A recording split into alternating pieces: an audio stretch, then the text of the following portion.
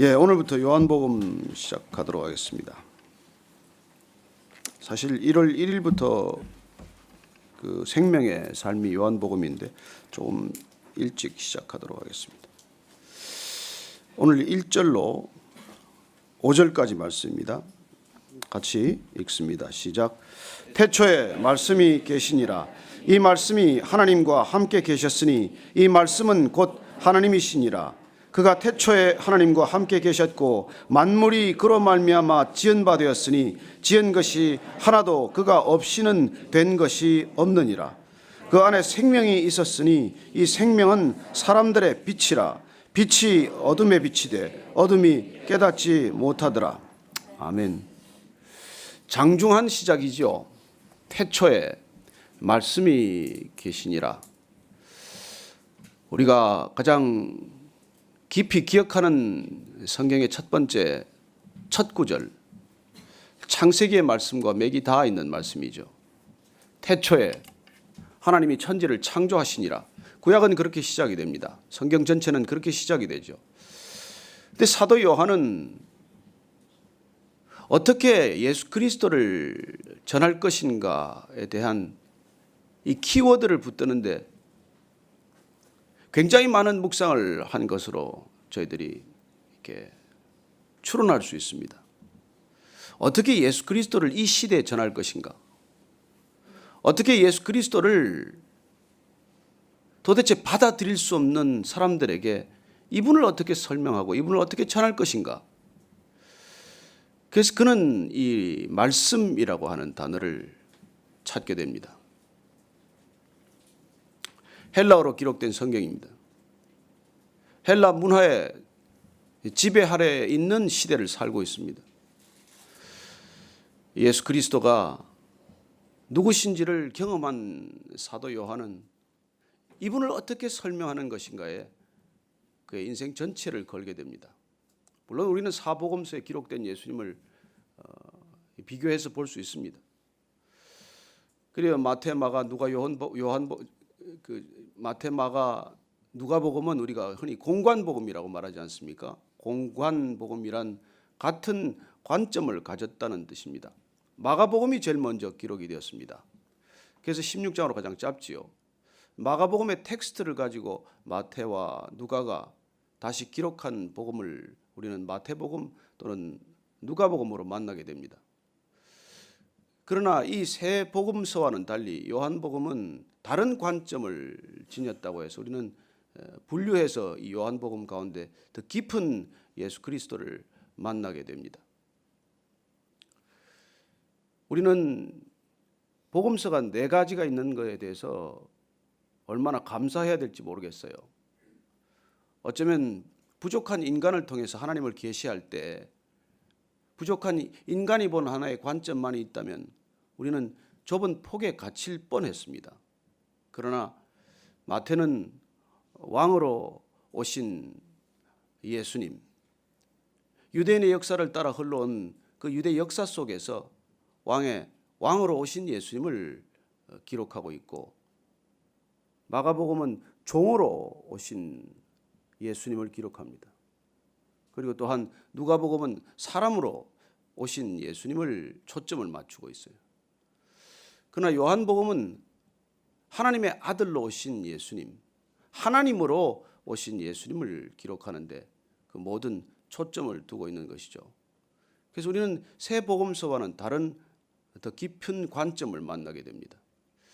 그는 하나님을 설명하는 단어, 아니 삼위일체 하나님을 설명하는 단어, 헬라의 철학과 헬라의 문화와 헬라의 삶 가운데 젖어 있는 이 시대를 향해서 그는 로고스라는 단어를 택한 것이죠. 당시에 헬라 철학에서 로고스는 모든 존재의 궁극적인 배후를 추구해가는 철학적 관심의 주제어 노릇을 한 단어입니다. 아마 동양에서 그런 단어를 찾았다면 우리는 도나 태극이나 무극이나 이런 단어를 찾았을 것입니다. 가장 먼저 있는 것, 태초에 있는 것, 모든 것의 배후에 있는 것, 존재의 궁극적인 시발점은 어딘가 하는 것이죠. 철학적 관심이었고 종교적 관심이었고 인류 모든 관심의 뿌리가 되는 것입니다. 도대체 어디서 시작이 된 것인가? 도대체 어디서 이 모든 것들이 비롯된 것인가 하는 관심이죠. 그리고 그 위대한 질문입니다. 인간만이 물을 수 있는 질문이죠. 나는 어디서 왔나? 인류는 어디서 시작이 되었나? 인간은 어디서부터 도대체 그 생명이 시작이 되었나 하는 기원에 관한 질문입니다. 오늘날 과학은 빅뱅에서 시작을 합니다. 그리고 모든 것이 빅뱅에서 시작됐다고 주장하는 그 다른 이론이 없기 때문에 그게 또 통설로 받아들여지고 있습니다. 그러나 오늘 다시 천체 물리학자들이나 과학자들은 빅뱅 이론의 부족함을 토로하고 있습니다. 대체할 이론이 없어서이지, 과학적 이론을 아직까지 또 다른 이론을 발견하지 못했을 뿐이지, 그들은 빅뱅 이론으로 이 우주 전체를 설명하는데 한계를 느낍니다. 그러나 우리는 하나님으로부터 시작되었다는 것을 알고 있고, 그리고 하나님께서 이 우주를 창조하실 때, 또 이 땅과 이 하늘을 창조하실 때 우리가 예수 그리스도와 함께 성령님과 함께 그 창조 사역에 동참했다는 것을 우리는 말씀을 통해서 알고 있는 것이죠. 그래서 오늘 이 요한복음이 기록되는 그 배경 가운데 사도 요한이 이 믿지 않는 세대, 불신의 세대, 철학적 사상은 많고 사조는 많지만은 하나님을 하나님으로 인식하지 못하는 이 세대를 향해 어떻게 접목시킬 것인가에 관한 고민을 이 로고스로 해결한 것입니다. 태초에 말씀이 있었다는 말을 들으면 헬라인들은 무슨 말인지 알아들어요. 예수님을 설명하기 전에 그는 이 로고스를 통해서 그분이 바로 예수님이다 하는 얘기를 시작하고자 하는 것입니다. 당신들이 그렇게 의문을 가지고 있는, 그렇게 궁극적으로 추구해가는 모든 질문의 배후에 그 뿌리에 예수님이 계시다, 이 얘기를 지금 시작하고자 하는 요한의 간절한 마음입니다. 그는 사실 젊은 날 성질이 불같은 사람이에요. 그는 얼마나 목소리가 크고 성격이 급했던지 예수님께서 이 우레의 아들이라는 별명을 지어줬어요. 아마 목소리가 그렇게 우렁찬 모양이죠. 아마 천둥치는 듯 했던 모양이에요. 그래서 우레의 아들이란 이렇게 별명을 붙여준 것입니다. 그랬던 그가 어떻게 예수님을 알게 되고 나중에 기록할 때 예수님께 사랑받는 자라는 표현을 끝없이 반복하고 있습니다. 그는 예수님께 사랑받는다는 굳은 믿음을 갖게 된 것이고, 아니 예수님의 사랑으로 어쩌면 그의 목소리는 점점 부드러워졌을 것이고, 그의 인생은 점점 예수님의 사랑 가운데 정말 사도로 빚어져 가는 것을 본인 스스로 고백하고 토로하기에 이릅니다. 예수님께서 십자가에 달리실 때 사도 요한에게 보라 내 어머니다, 어머니를 요한에게 맡깁니다. 젊은 날 불같은 성격이었다면 그 어머니를 어떻게 맡았겠습니까? 제 어머니도 다 뿌리치고 집에서 나온 사람인데. 그리고 그런 요한이, 저는 그 마리아 예수님의 어머니를 모시면서 아마도 누구보다도 예수님에 관해서 많은 얘기를 들었을 것입니다. 가장 늦게까지 살았고 가장 오래 살았고 가장 늦게 순교하지 않았습니까?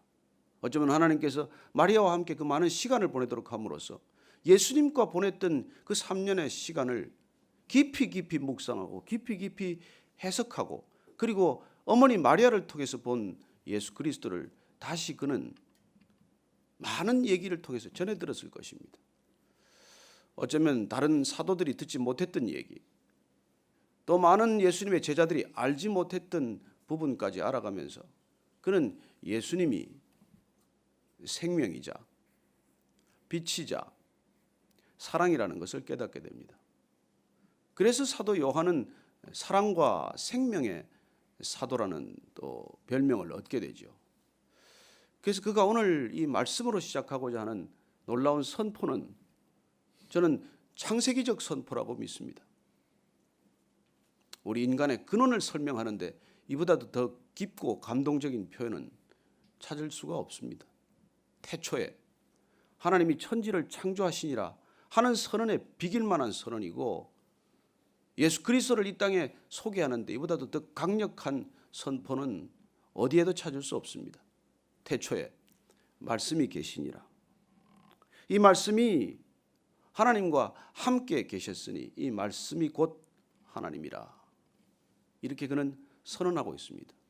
그래요. 로고스가 곧 데오스, 하나님이라고 말씀하시는 것입니다. 어쩌면 예수 그리스도와 함께 접목시켜가는 이 소중한 브릿지로서의 단어, 이 단어를 통해서 우리는 더 깊은 예수 그리스도의 신비 안으로 들어가게 되는 것이죠. 2절 말씀 보십시다. 그가 태초에 하나님과 함께 계셨다. 2절에 벌써 그가, 그 말씀이, 사실 그분이 하나님과 함께 계셨다는 말씀을 시작하고 있는 것이죠. 예수님은 태초에 하나님과 함께 계신 분입니다. 예수님은 태초에 하나님과 함께 이 창조 사역에 동참하신 분입니다. 그래서 오늘 3절 말씀 같이 읽어볼까요? 시작. 만물이 그로 말미암아 지은 바 되었으니 지은 것이 하나도 그가 없이는 된 것이 없느니라. 모든 헬라 사람들은 그 모든 궁극적인 배후에서부터 만물이 시작되었다고 믿고 있을 때 바로 그 근원, 그 시원 출발점이 예수님이다라는 얘기를 지금 꺼내는 것입니다. 이 땅에 있는 모든 것, 어떤 것도 그분으로부터 시작되지 않은 것이 없다. 그래서 복음서들이 각각 시작하는 출발점이 달라요. 우리가 복음서의 원본이라고 부르는 마가복음은 그냥 그리스도의 세계, 그리스도의 사역으로부터 시작하는 것을 봅니다. 그러나 마태는 아브라함으로까지 예수님의 족보를 끌고 올라갑니다. 누가는 그 족보를 아담으로까지 끌고 올라가요. 그분이 대체 2000년 전 팔레스타인 땅에 온 것이 아니라 그 족보를 따라 거슬러 올라가는 유대적 방법, 전통적 방법 가운데서 아브라함의 족보, 그리고 누가는 아담의 족보까지 거슬러 올라가는 것이죠. 그래야 아담 위에 하나님이 계시다는 얘기를 하는 것입니다. 그러나 요한은 직접 예수님을 그 바로 태초에까지 이끌어 들이므로 그는 예수님을 소개하는데 우주적인 예수님, 우리가 상상하고 우리가 생각하는 그런 인간 예수, 종으로 오신 예수, 왕으로 오신 예수를 넘어서는 인간의 시원에 관한, 근원에 관한 예수님의 정체성, 그 선제성이라고 하는 것을 말씀하고 있는 것이죠. 예수님께서 누구보다도 먼저 존재하셨다. 세상에 어떤 것보다도 먼저 존재하셨다고 하는 이 예수님의 선제성이야말로 사도 요한이 말씀이라는 단어를 통해서 설명하고자 하는 가장 중요한 믿음의 출발점입니다. 그분이 기원이라는 것이죠. 그래야 우리가 뿌리가 해결되면 모든 것 해결됩니다. 우리 관심의 첫 출발점이 바로 잡히면 모든 것이 반듯하게 해석되어 나갑니다. 출발이 꼬이면 얼마나 풀기 어려울까요? 인간이 다 어디서 얽힙니까? 철학적 사고들이 어디서 한계를 만납니까? 왜 철학자들이 때로 자살합니까? 왜 그렇게 깊은 사색과 묵상 가운데 있던 사람들이 그렇게 쉽게 자기 목숨을 끊어버립니까? 그래요, 인간이라는 심연 가운데서 답을 못 찾기 때문이죠. 그래요, 구원을 내 안에서 찾다가 절망하는 탓이죠. 구원은 밖에서 와야 하고, 구원은 합당한 분에게서 와야 하고, 인간이 만든 신이라고 하는 개념에서 오는 것이 아니라 인간을 지으신 하나님, 인간이 존재하기에 된 그 선제성으로부터 우리가 찾지 않으면 풀리지 않는 의문 속에서 일생 방황하다가 끝나지 않습니까? 오늘 사도 요한이 그 출발점을 정확히 우리에게 말씀해 주고 계신 것입니다. 만물이 그로 말미암아 지은 바 되었으니 지은 것이 하나도 그가 없이는 된 것이 없느니라. 사도 바울이 이것을 동일하게 깨달았습니다. 우리가 골로새서를 마쳤습니다만 골로새서 우리가 1장 16절 17절 말씀을 보면 바로 그 얘기를 하고 있지 않습니까? 한 번 더 제가 읽어드리겠습니다. 우리가 이미 마쳤지만 골로새서 1장 16절 17절 말씀에 동일한 바울의 깨달음을 봅니다. 만물이 그에게서 창조되되 하늘과 땅에서 보이는 것들과 보이지 않는 것들과 혹은 왕권들이나 주권들이나 통치자들이나 권세들이나 만물이 다 그로 말미암고 그를 위하여 창조되었고 또한 그가 만물보다 먼저 계시고 만물이 그 안에 함께 섰느니라. 그래요. 이런 위대한 선언들이 다 예수 그리스도를 만난 사람들의 고백이라는 것입니다. 저는 여러분들이 예수님을 만났더니 인생의 모든 근원적인 질문으로부터 자유해지기를 바랍니다. 더 이상 방황하지 않게 되길 바랍니다. 예수님을 만났는데 여전히 풀리지 않는 의문이 있다. 더 깊이 만날 수 있게 되길 바랍니다. 저는 이 천체 물리학자들이나 우주를 연구하는 사람들이 예수님을 만났으면 좋겠습니다. 그분들이 예수님의 마원 렌즈를 통해서 저 먼 우주를 들여다보았으면 좋겠어요. 블랙홀을, 화이트홀을 찾을 일이 아니라 예수님을 먼저 만난다면 그들은 아마 우주를 보는 눈이 달라질 것입니다. 온 우주가 어디로부터 통일되어야 하는 것인지, 우주의 구심점이 어딘지. 그리고 저는 하나님께서 이 땅 가운데 오심으로 이 작은 별 하나를 우주의 중심점으로 삼으셨다고 믿습니다. 우리는 외계에서 끊임없이 생명체를 찾고 있습니다. 그러나 저는 예수님께서 이 땅에 오셨다는 것의 근본적인 목적과 그 이유를 이곳을 중심을 삼기 위한 것이었다고 믿습니다. 그렇습니다. 이 별에서부터, 이 작은 지구에서부터 저는 온 우주가 확산되어 가는 것을 봅니다. 그리고 온 우주가 이 지구상에 오신 예수님을 정점으로 통일되고 조화되고 화합되는 것을 보는 것이죠. 저는 예수님이 그 소명을 지금도 마땅히 감당하고 계신다고 믿습니다. 타락한 인간들을 다시 한번 새하늘 새 땅으로 인도하시기 위해서 그분은 지금도 역사하고 계십니다. 오늘 그분 안에 있는 것이 무엇인지를 다시 이렇게 기록합니다. 4절 말씀 같이 보실까요? 시작. 그 안에 생명이 있었으니 이 생명은 사람들의 빛이라. 네, 말씀 안에, 그분 안에 생명이 있습니다. 여러분, 말씀 안에 생명이 있다는 것을 우리는 몸으로 체득합니다. 우리는 예수님 안에 생명이 있다는 것을 우리는 믿음으로 받습니다. 그래서 그분의 말씀을 받으면, 그분을 받으면 우리 안에 생명이 싹트기 시작하는 것이죠. 우리는 그분이 주신 생명만이 영원한 생명임을 압니다. 그분이 우리 안에 오시면 우리 안에는 쓰러지지 않는 생명, 영원한 생명이 잉태된 것을 우리가 온 몸으로 체감하는 것이죠. 그리고 그 분 안에 계신 생명이 바로 또 사도 요한은 빛이라고 말씀합니다. 그래서 이 로고스는 곧 라이트, 빛이고, 라이프, 생명이고, 러브, 사랑입니다. 다 떨어진 단어가 아니에요. 공교롭게도 다 L로 시작이 되지만 그 4L은 다 한 단어에서 비롯된 것입니다. 예수님께서 비롯된 것입니다. 여러분, 빛이 예수님께서 비롯되었다는 것 믿으시기 바랍니다. 예수님으로부터 사랑이 시작되었다는 것 믿으시기 바랍니다. 우리 안에서 시작된 사랑이 아닙니다. 예수님으로부터 시작된 사랑입니다. 창조는 사랑의 사역입니다. 빛은 사랑의 선물입니다. 빛은 사랑의 속성입니다. 라이트, 그건 예수님으로부터 시작된 거예요. 그래서 이 요한복음, 바로 서두에 기록된 이 위대한 선언을 통해서 우리는 그 속성들이 동일하다는 것을 우리는 깨닫게 됩니다. 아, 말씀이 곧 빛이구나. 말씀이 곧 생명이구나.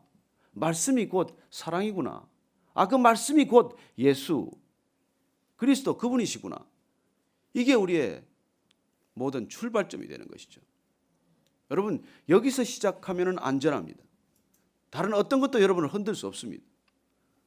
그분이 말씀이 능력이요, 그분이 생명이요, 그분이 사랑이요, 그분이 빛일 때 우리는 더 이상 흑암 가운데 있지 않습니다.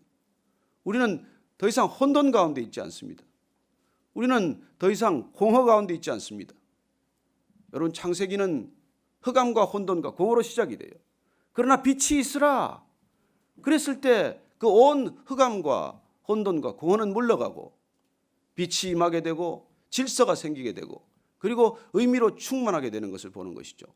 하나님께서 창조적 질서를 우리에게 부여하셨다면 요한복음은 예수님의 말씀을 통해서 우리에게 완벽한 새로운 창조 질서를 부여하고 계신 것입니다. 그래서 그분이 말씀이 오면 우리 안에는 어둠이 떠나가는 것을 경험하게 되죠. 우리 안에 혼돈이 정리가 되는 것을 경험하는 것이고 그리고 우리는 더 이상 흑암 가운데 거하지 않는 인생이 되는 것이죠. 저는 여러분들이 날마다 그 말씀의 능력으로 인생의 모든 것이 정리가 되기를 바랍니다. 인생에 있는 모든 어두움들이 떠나가게 되기를 바랍니다. 눈이 밝히 드러나게 되고 이 모든 사물과 이 모든 질서와 이 모든 섭리가 그분 안에서 온전히 밝히 드러나게 되기를 바랍니다. 왜요? 그분이 질서의 창조자입니다. 그분이 빛의 창조자입니다. 그분이 모든 것들의 근원이 되십니다. 그래서 우리는 이 신앙 안에서 믿음 안에서 말씀 안에서 새로운 창조적 질서를 경험하는 것이죠. 저는 예수님이 오셔야 모든 것 해결된다고 믿는 사람입니다. 어제 TV조선에 성탄절이라고 나와서 대담을 요청을 해서 제가 고민하다 나갔습니다. 예수님이 오신 목적, 예수님이 오셔야 되는 이유, 그리고 그걸 얘기하고자 했던 것입니다. 비록 짧은 시간밖에 주어지지 않았지만 저는 그 말씀을 전했습니다. 예수님이 왜 오셔야 하는지, 예수 믿는 사람 아니고서는 이 세상에 왜 다른 답이 없는지, 아무리 교회와 크리스찬이 비난받는다고 하더라도 예수님이 아니고서는, 예수님 믿는, 진실로 믿는 성도가 아니고서는 이 땅에 진정한 그런 질서와 그런 정도는 없기 때문입니다. 저는 여러분들이 요한복음을 따라가면서 사도 요한과 함께 그 모든 것의 근원 되신 예수님을 만나심으로 우리 자신의 인생과 우리 가정의 모든 것들이 해결되기를 바라고, 그런 우리 안에 해결된 것들이 이 혼란스러운 세상에 새로운 빛으로 전해지게 되기를 바랍니다. 그래서 우리가 오늘 기도할 때는 정말 이 세상을 두고 기도하되 여러분 예수님 우리가 전해야 할 소명을 다시 한번 확인하게 되시기를 바라고, 그리고 빛으로 오시고 생명으로 오시고 사랑으로 오신 그분 깊이 만나게 해주십시오. 제 안에 그분이 차고 넘치면 어떤 어려움이 있겠습니까? 내 안에 차고 넘치는 예수님 만나게 하고 내 안에 차고 넘치는 말씀이 있게 하여 주옵소서. 그렇게 기도하시게 되기를 바라고, 연말 연시에 바쁘실 것입니다. 저녁마다 약속이 있을지도 모릅니다. 그러나 깨어서 함께 말씀 가운데 거하도록 도와주십시오. 그렇게 기도하시고, 또 한 가지는 그렇습니다. 새해를 말씀 가운데 맞을 수 있도록, 이 나라 이 민족이 말씀 가운데 빛을 발견할 수 있도록 그렇게 한번 기도하겠습니다. 하나님 아버지, 주님께서 우리에게 놀랍게도 말씀으로 다가오셨습니다.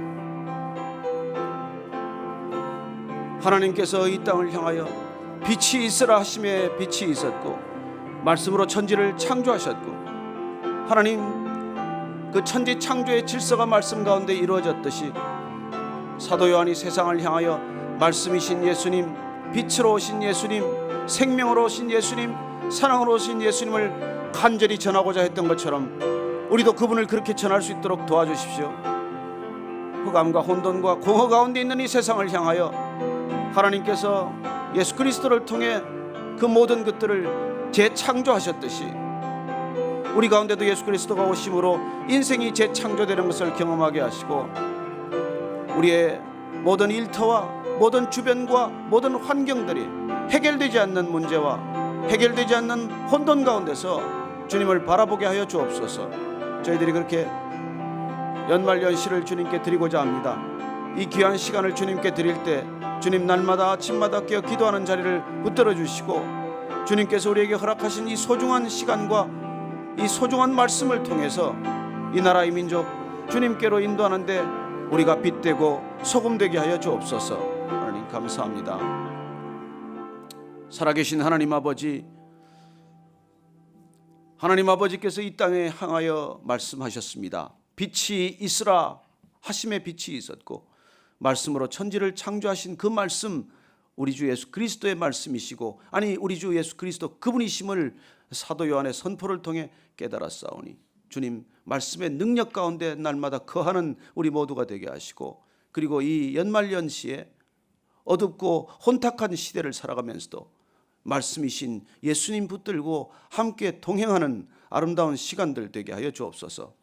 그리하여 우리가 가는 곳마다 말씀이신 예수 그리스도가 증거될 때마다 흑암 가운데 있는 세상이 빛 가운데로 걸어나오게 하시고, 혼탁한 세상 가운데 있는 이 세상이 질서를 되찾게 하시고, 공허한 가운데 있는 이 세상이 의미와 그 모든 사랑으로 충만케 하여 주옵소서.